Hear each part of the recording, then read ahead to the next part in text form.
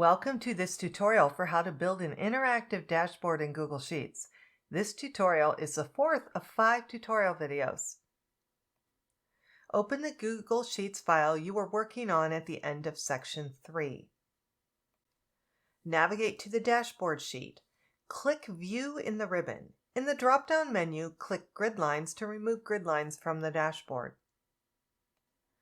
Click and drag the 2 charts on the dashboard into position. Use the resizing button so that they fit on one side on top of the other on your screen. Now we will cut and paste the 2 remaining charts to the dashboard.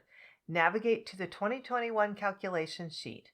Click on both charts while holding down the Control key or the Command key for Mac users.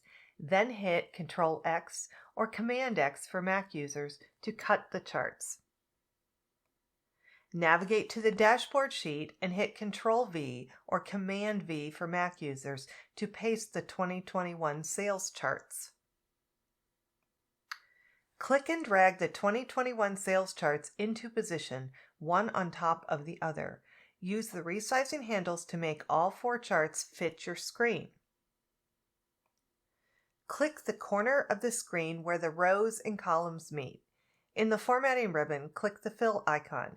In the drop-down menu, click Gray. The dashboard is done. Yay! In the next and last tutorial video in this series, we will be talking about what a dashboard is, why you would build a dashboard, and how to use it. This video was created and narrated by Dr. Wendy Tietz. Have a great day.